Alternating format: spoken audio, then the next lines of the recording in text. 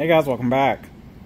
Okay, so we wrote a list and we said, hey, what do we got to do like immediately before we go to the track? And one of the things was we need a winch. So if the car breaks, how are we going to get it on the trailer? If we can't drive it on there, we need to pull it on there. So we had actually already purchased this winch knowing that we were going to need it, but we never got around to installing it. So let me show you how that went. It was actually not that bad. Turns out Harbor Freight sells this little bracket down here. So the winch comes with this piece, and they sell this bracket separately for only $7. So I bought the bracket, and I'll try to zoom in, and I basically just welded it to the trailer. Pretty straightforward. It's about as simple as it sounds. So ground the paint back. Man, this trailer actually has thick paint. I'm kind of surprised. I don't know if that shows up on camera, but that's some thick stuff. Anyway, that's cool. So yep, welded that bracket, and we also we welded these bolts so that they would be captive. So it's got a stud poking up, so now if you ever need to, like, say the winch burns up and you want to change it, you just undo these wires, undo those two bolts, and the winch lifts off. So that's cool, because that other bolt would be a nightmare to get to. Anyway, it's just better to do it that way. So winch is mechanically installed. This is the controller. So we just drilled and tapped and put our bolts in there. So again, they're nothing to deal with, no threads on the other side that we have to put a wrench on.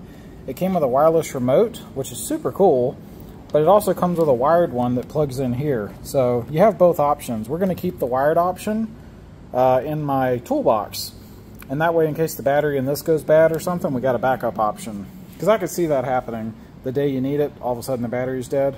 Anyway, next is electrical. So it comes with this. Pretty straightforward. You just hook it to a battery. We don't have a battery, so we got to figure that out. I think I'm just going to go buy like a cheap box and a cheap battery and bolt it somewhere. Not really sure where yet. And then call that a battery. But we'll see. Should be easy. So let's see. The other big thing we talked about was that we about tore the front end off my car again due to not having good ramps. So I ordered them. Christ, they were actually, I found a better price than I'd found, and they were still over $1,000. I forget the exact number, maybe like 1,100 or 1,150, or probably about 1,150, something like that. So we got ramps ordered. I'm not sure how we're gonna like totally implement them yet. The reason I say it is this trailer, kind of come over here. So it has these built-in ramps, but these are going to be in the way. So here's how the factory ones work. So you pull this cotter pin. This piece flips up, it's just stuck.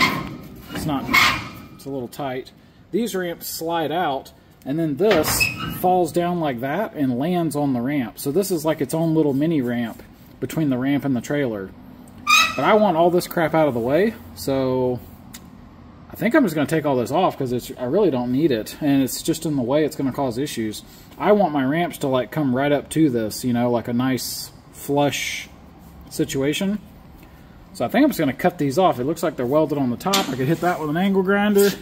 Let's see if there's one on the bottom. Yep, it's on the bottom too. I can feel it. Oh, wait a minute. Nope, yep, that's... Fuck, I don't know if that's welded or not. Maybe I'm crazy. Let's get the camera under there. And let's just see. Well, how about that? Maybe it isn't welded.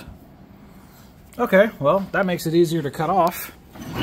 So we just got to cut these top welds, which we can do that with an angle grinder.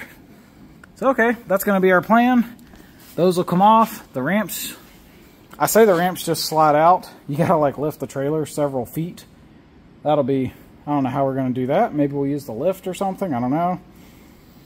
Seems sketchy. We'll figure it out. I guess on the bright side, this thing does have lifting stuff all over the trailer, so we can probably figure out a safe way to like chain or something the trailer and lift it enough that we can get these ramps out. But yep, basically those are going to come off, and then I got to look it up. I think we weld like a channel back here that the new ramps hook into.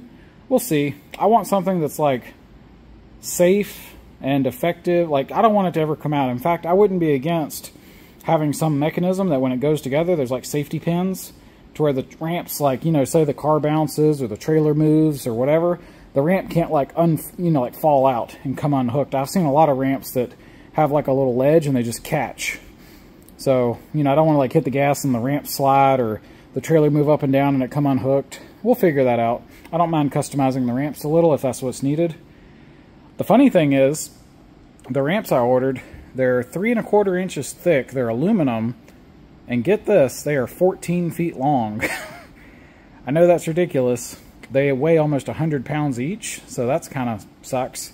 Well, depends how you... I mean, if you want a strong ramp, that's good. But anyway, they are beefy and they are ridiculously huge. This trailer is 18 feet, so I mean, those ramps are big. They're bigger than my car. So we got to figure out where to, you know, how we're going to get them on the trailer and how we're going to attach them to the trailer, because I want them secured in a way that they're not going to get stolen, because these are some giant aluminum ramps. They're expensive, and I worry about stuff like that.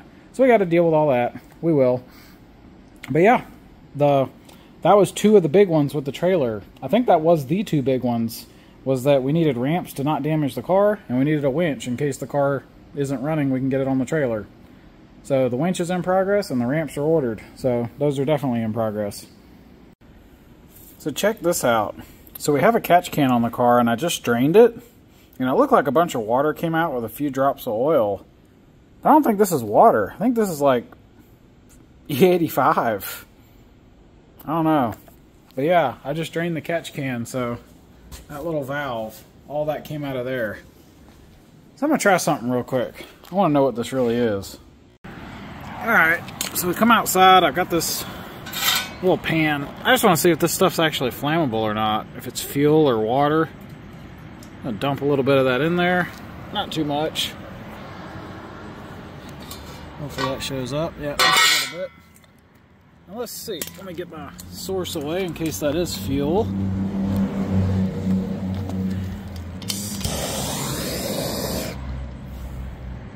Yeah, sure enough, that is fuel. Look at that. Turn this light off. Huh. So I'm guessing that when I was racing the car, a shit ton of fuel's getting in the past the rings into the block, and then it's evaporating from the oil. Like the oil heats up, so it flashes to a vapor, and then that vapor travels through the crankcase ventilation system, gets into the catch can where it cools down and condenses back into a liquid, even though you think it would just evaporate and go out of the you know, right out of the filter. But apparently it condenses. So there's a bunch of fuel in there. It's not all fuel. You can see the fire's going out. A little bit left. So there's definitely water. It's not only fuel. However, this is from the next day. That thing's been sitting there. Probably fuel evaporating for the last, you know... Actually, today's Sunday night. It's been 2 days. So that's interesting. Okay, now that the fire went out, let's see what's left. Get the light back on. Not available. Let's try again. There we go. Yeah, so there's not much left. There's a little bit. So that's probably water. But yeah, the rest of that was fuel. How about that? I'd have never thought. Well, maybe. I guess the oil looked like hell when I changed the oil, so maybe that makes sense. Yeah, so there's like a few drops of water and the rest of that was fuel. Fucking crazy. Alright guys, so we've been doing a little work. That oil hose that was cut, that's this one right here. One of the things I did when I built all this stuff was I left some slack in the hoses. I tried to like package everything in a way where it wasn't too obvious, but it gives you room. Like if you ever pull a hose, you can cut like that inch off or so and redo it. So luckily I did that with this hose. You can see here, like it goes there. There's plenty of extra on this hose, so that's nice. So we cut the end off. It's just taped to keep it clean. I had to order. So, all right. So one of the things on our list was heat shielding. And when I did the water hose, this one, I actually did heat shield it because it goes right by the header and that is quite hot. So that one's shielded, but we didn't do the stuff over here. I didn't have the shielding. That's why I didn't do it. That's not a good reason. So I ordered it. It'll be here when it gets here. It might actually take like a week. I don't know. So we may not go to the track this week. We'll see. Depends if everything gets here. But for now, it's taped. Instead of putting it back together without heat shielding, we're going to wait and get heat shielding. So we're going to be heat shielding the oil feed, the water hose, and this water hose, if you look, I'm going to wiggle this, goes back here, and look how close that is to the exhaust. So it's going to get heat shielded all there as well. Here's the throttle cable. We're going to heat shield that because it's close to the exhaust. and this guy, because this was laying in here and it was also, you know, that's close enough. So we're going to heat shield that too. So all of that's ordered. We also ordered some stainless steel wire. So there's going to be a couple spots where, like for example, this right here, I'm going to go ahead and heat shield this to kind of keep any radiant heat to just like reflect it away. So, but even though this stuff comes with like I think it has an adhesive. Yeah, it looks like it does. So you can probably peel that and stick it on. But after we do that, I'm going to get stainless wire and tie it so that even if the adhesive fails, it won't actually, you know, slip off of there. Because who knows, with heat, maybe it'll, you know, fail. So just to be safe, stainless wire. I should have some anyway. It's not that expensive. So we ordered that. That's on the way. We had pulled the plugs and they looked good, but we got a spare set ordered because it's kind of ridiculous not to have a spare set of plugs for a race engine. So we got those ordered. We ordered, our headlights are kind of yellow on this car. They're not that bad. Actually, it doesn't look bad on camera right now, but if you saw the blue car and then you look at this, these look yellow. So we ordered a restore kit. Maybe will do that. At least I'll have the kit, so there's no excuse not to. And yeah, we did the bolts on the transmission. They were basically finger tight, which, to be fair, I put them in barely more than that. So we pulled them, cleaned everything, drowned them in blue Loctite, and threaded them back in, and just barely snugged them because that's a rubber mount, and I want it to be able to like basically dampen. So I don't want the tail of the transmission to like resist all the torque from the engine. So I keep them, there's rubber and they're kind of, you know, they're snug, that's it. So it can actually pivot a little bit and work with the motor mounts and not just be the only thing. Anyway, we blue Loctited them, remarked them, so basically we'll monitor it. And if it's good, if it's not, we'll try red Loctite. And if that don't work, we'll rethink things. So we got that done. Let's see, what else? Here's our list. We've actually been checking stuff off. Yeah, oil filter. We cleaned and retorqued that. It actually is tight as shit, so maybe last time I just didn't get all the oil out. We'll see. Fuel pump inlet, cleaned it. Downpipe, yep, that was easy, just loosened it and rotated it. Did those. Tail shaft, just wiped it off. So yeah, and then of course we're doing all this. So actually this list is getting knocked out pretty quick. Probably just going to be waiting on heat shielding to come in, so that's cool. We also ordered a battery box for the trailer, and we got to we're just going to go to like Walmart and find a Group 24 battery, because that's what size box I bought. And so once we get that, it should be straightforward. I'm not sure where the battery's going to go yet. So let me see, I think I got I got the keys to my truck. So this truck, if you got to back the trailer up, if you put the tailgate down, you can actually look out the truck and see you can see your trailer. The way this thing's designed, it's hard to see if the tailgate's up. The camera sucks. So anyway, I like to have the tailgate down, but you can see, like, if you rotate, you know, this gets closer to that as you swing. So I don't want to put a battery like right there or wherever, because I don't want the tailgate to swing and, you know, my trailer to like hit it. So we'll just have to check and make sure we got a safe spot for the battery. So maybe it'll go like, you know, right there or something, or under the trailer. Hell, I don't know.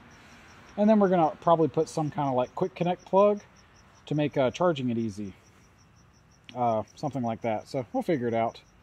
But yeah, that'll be pretty much it for the winch.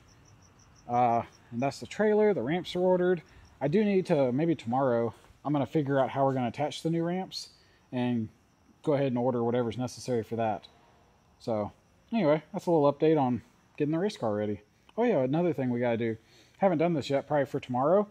We got to measure the battery. So we're going to hook a charger up and actually set like a timer to like remind myself to check on it every so often and see when it finally stops charging, so we know how many amp hours we used. And this, you know, that'll be a good number to know. So we're going to do that too.